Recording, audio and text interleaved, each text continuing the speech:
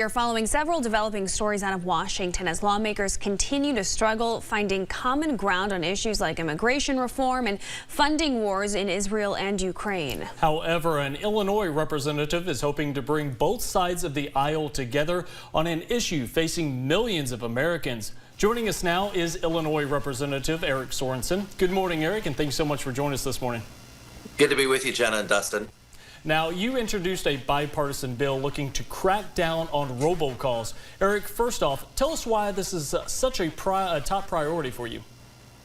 Well, this is something that I hear from our neighbors in our district. In fact, yesterday, I was talking with a constituent, Cassandra, and she was telling me, she said, Congressman, we start getting robocalls at 8 in the morning, and it doesn't end until 8 p.m.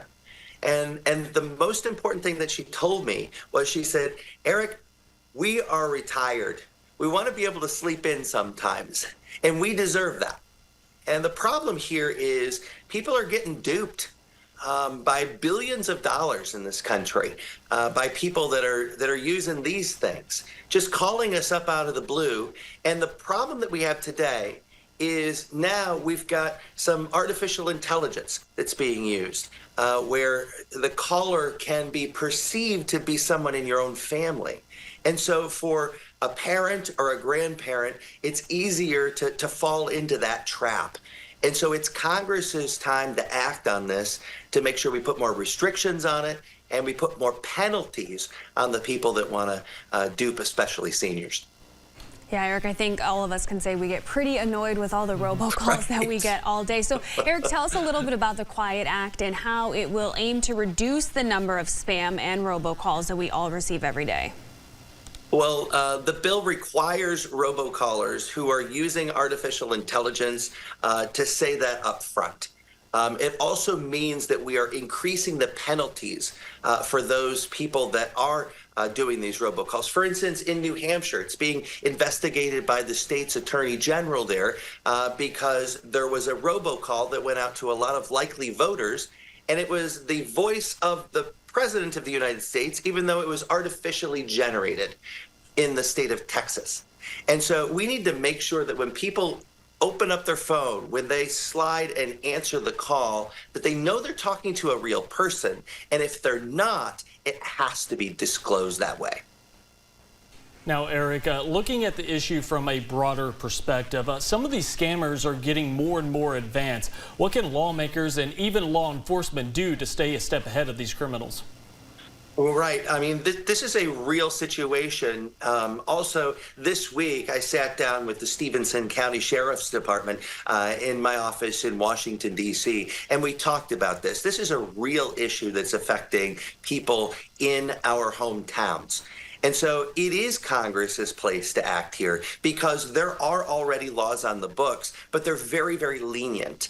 And those scammers out there, they're finding ways to circumvent the law. What we as legislators need to do is make sure that those guardrails are in place to protect our consumers from those who want to do us harm.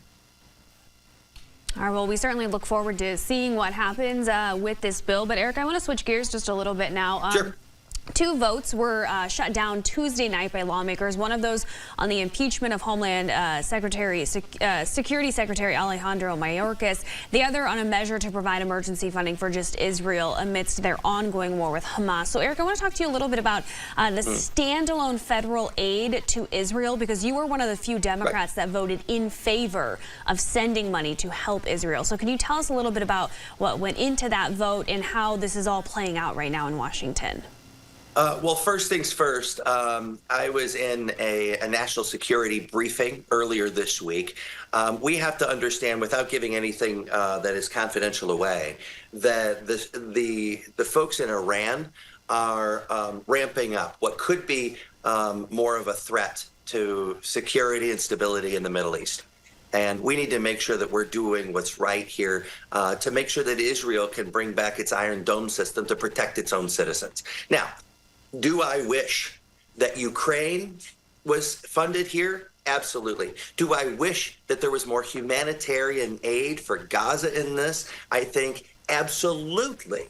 So we need to make sure that Congress is doing everything we can to be funding the places that we need that funding. And this isn't wasteful spending. This is a security issue. This is an investment in democracy issue. And I'll be fighting for that everywhere I can find it. All right, Eric, well, we certainly appreciate you for your time this morning. Thank you. Thank you.